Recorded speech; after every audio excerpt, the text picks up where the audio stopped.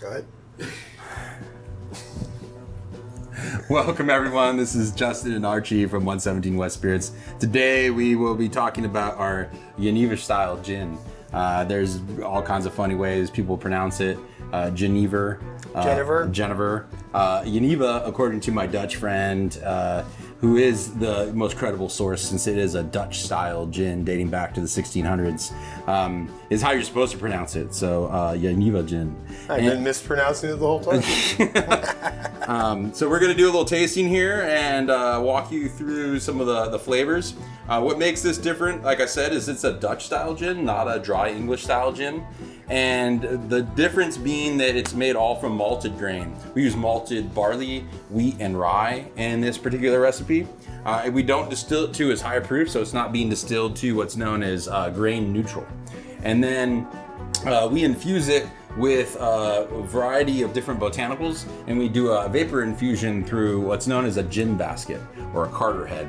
And that is just packed with juniper, coriander, white sage, citra hops, angelica root, orris root, some cacao nibs, hibiscus leaves, a lemon verbena, and then orange and lemon citrus peel. And I gotta look at the back and make sure I didn't miss anything. That's about it. Anise? No, there's no anise in there. All right, yeah, good. I don't like anise in my gin. You know, it rhymes with anise. Anyway, all right. Nonetheless, yeah. So it should be a little sweeter and stuff. But let's go ahead and then take a taste and talk about what we smell at least at first. Oh yeah, there's hops. So yeah, I mean, I can't go wrong because I love citra hops. Yeah, so you really get that kind of like garden fresh floral. Yeah. There's some citrus though for sure. Mm-hmm. Wow, you can almost get that tiny bit of that cacao nib out of there too.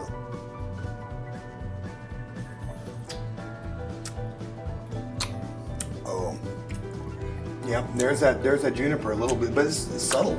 It's subtle, yeah, and that's what people say, and that's what you can tell when you taste it.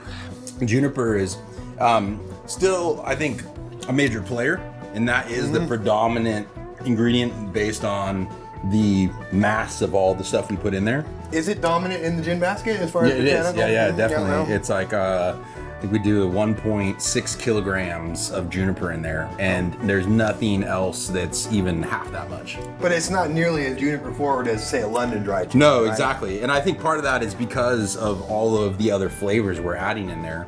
It's also really light because we're vapor infusing it, meaning that it's just the ethanol vapor that's extracting all of those flavors, as opposed to a lot of London dries. What they do is they put the juniper and a lot of the like the bitter roots and stuff in the actual pot of the still, so you get the bitter flavors out. Yeah. So it's a lot lighter, and I think it's got a sweetness to it from that malt base. For sure, it's got a sweet like finish. Mm-hmm.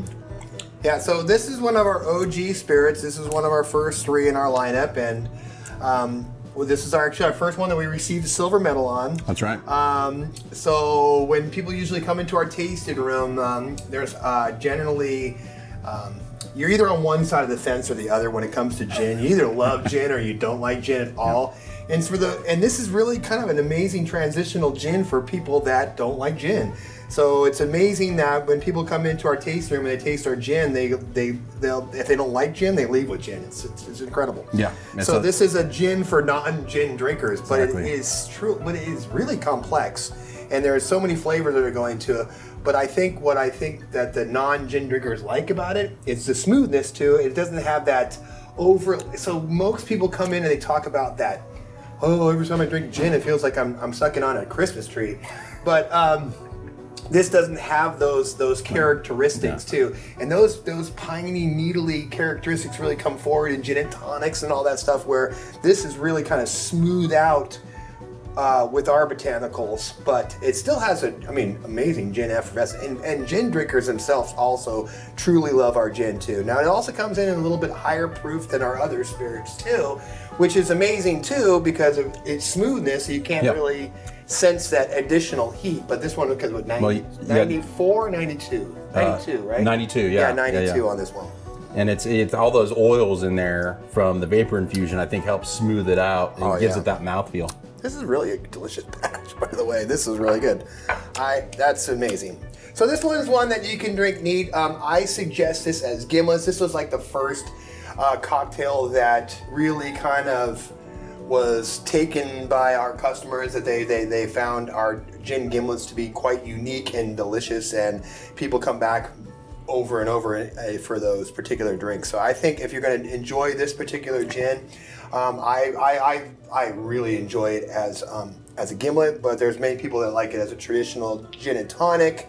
Martini too. The one I just made a martini, and it'll be in a video coming up on our YouTube channel. It's really wonderful too. Again, it brings those botanicals forward really good with a nice chill on it. So yeah. So it's something different for you guys to try out there if you want an alternative to your traditional style gin, or like Archie said, a gin that you're not a gin drinker, you don't think you like gin, but maybe there's a cocktail that you're thinking about making and it has gin in the recipe. You ought to try ours out. 117 West, Geneva style gin. Delicious. Wonderful. All right, so now we're going to move on to our barrel-aged gin, barrel-rested gin. They actually just, in the Modernization Act, the TTB finally recognized that gin can go into a barrel. And the terminology barrel-aged can be used on bottles, where before it had to be termed barrel-rested or... Barrel vacation was my favorite. Yeah, barrel vacation. Somebody put that on their bottle, barrel vacation? Yes. Oh, that's pretty awesome. I never saw that. That was Malahat. Barrel vacation barrel gin. Barrel vacation gin, yes. Ken. Just touch it for 2 weeks. Ken's got a good sense of humor. He does. All right, so this one is literally just our standard Geneva style gin, and we age it in used barrels. Typically, we've actually, some of them have been new barrels. And then we'll use them again as a used barrel and just age it for longer. And it adds a real interesting, almost like a whiskey note, given that we're using the kind of malt base that's not typical of a gin. So while a lot of people are putting these neutral grain gins in the barrel and it picks up that oak flavor, ours is actually literally chemically changing in the barrel and adding a lot of whiskey flavor, and a lot of whiskey drinkers go crazy when they taste this. It's like a botanical whiskey. That's right. I consider it so. It's a kind of a transition from gin to whiskey with its barrel aging. So the fact that we make a grain spirit and then we add botanicals makes that closer to a whiskey than using neutral grain spirits and then infusing it with botanicals. So that's why I think this one really is a smooth transition from whiskey. So when I have people tasting this in the tasting room, I just want them to think whiskey, but with some botanicals to it. So, and it really, amazingly, in a short amount of time, completely changes the profile of this. Yeah, it's like it's a few months in the barrel, basically 3 or 4 months at most, and they're small casks, so it ages faster. But the other thing is that even though it could be called a botanical whiskey, or we could call it some kind of like specialty spirit, it's still in the Geneva style category. It makes sense because traditionally the old Genevas were barrel aged, some of them. So it's fitting for the style gin we make to put it in barrels. And we've got the young and the old, spelled with the kind of the crazy Dutch spelling. But definitely a lot of vowels right together on that, right? Exactly. But let's give it a taste or smell at least first here. And... See, I get that. Almost like that caramel now comes forward too a little bit, right? Yeah, it's more of a. But then there's has a little bit of a whiskey nose to it. But you can definitely get the botanical on the nose too. It's kind of blended. Boy, it's good complex. Yeah, you almost get that there's like a subtle coconutty on the nose from the the whiskey lactone kind of thing. Oh wow! So it really kind of rounds off those edges too. So where gin kind of has a little bit of bite to it, and by nature, gin should have a little bit of bite to it. This kind of really rounds those edges off, right? Mm-hmm. Oh yeah. It's like It's like a sipping gin, right? Yeah, right, exactly. You could put it in a cocktail, and it makes. Your wife loves to. There's a drink that she found called a Franklin, which is basically a gimlet, but with barrel-aged gin, and it tastes amazing. And all you're doing is subbing out barrel-aged gin for the unaged, and it adds that kind of like complexity and the carameliness to it. She also liked the aged gin in the Tom Collins too. Yeah, well, I think she just really likes the aged gin. I think so too. Whatever way. She called the old Tom Collins because it's aged. Mm-hmm. Oh, I'm getting a lot of vanilla now. Oh, yeah. It's amazing how that gin can be vanilla. But boy, it's yeah, you're right. On the finish, there I'm getting a bunch of the vanilla, but you still have plenty of perceivable botanicals.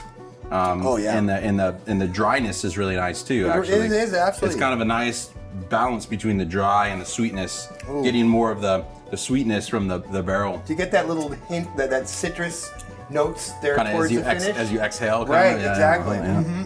Yeah. Boy, but it's a caramel nose up front, kind of a smoothness towards the middle, and then it has that dry, citrusy finish that really kind of lingers on there. Wow.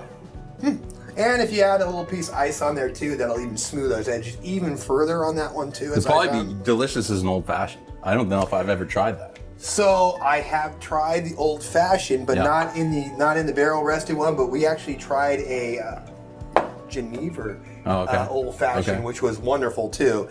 I'm excited. I would like to try this as an old fashioned too. I would also like to try this as a Manhattan.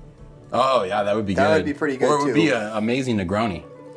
You know, where you had Campari and the sweet vermouth, which is just a kind of a variation of a Manhattan. This is a slam dunk as a Negroni. That is. This one's already been proven. I haven't tried this in a lot of cocktails though, and maybe it's partly because this is so limited in availability. I think we only have 6 bottles right now available. Yeah, we won't have more for it. But so if you want to get on top of this, you might want to act quickly.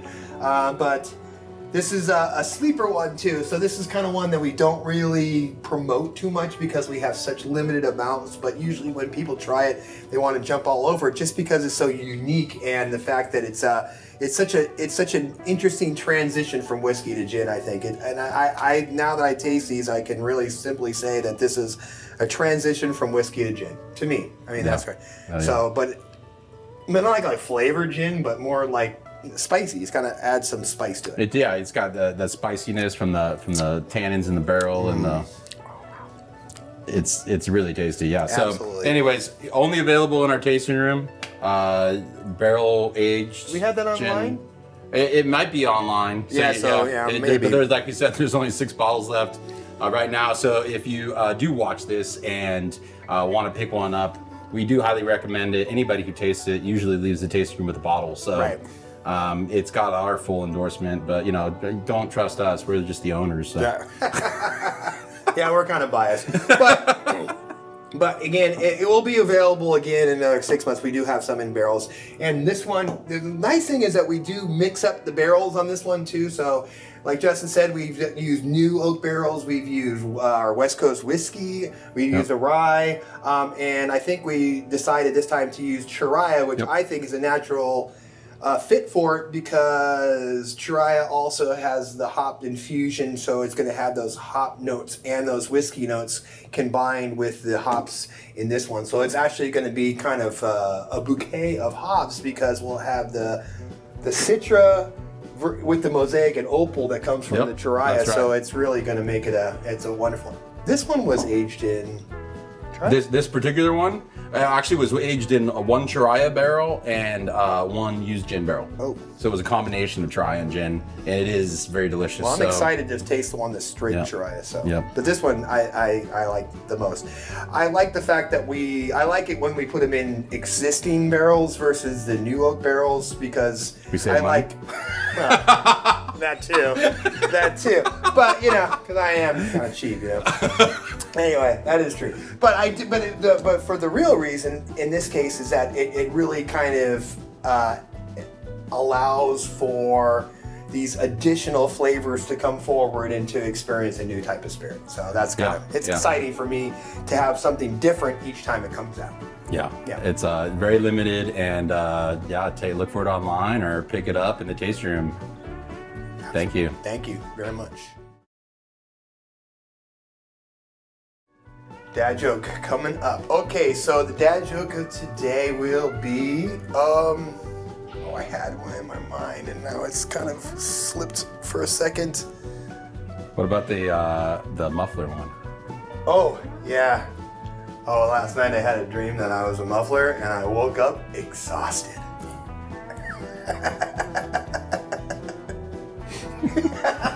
I forgot that was good. You didn't forget it. I know, but I forgot to do it at the moment. In the moment, muffler joke is good. Nice one. I forgot about that one. That is The a good muffler one. one's a good one, yeah.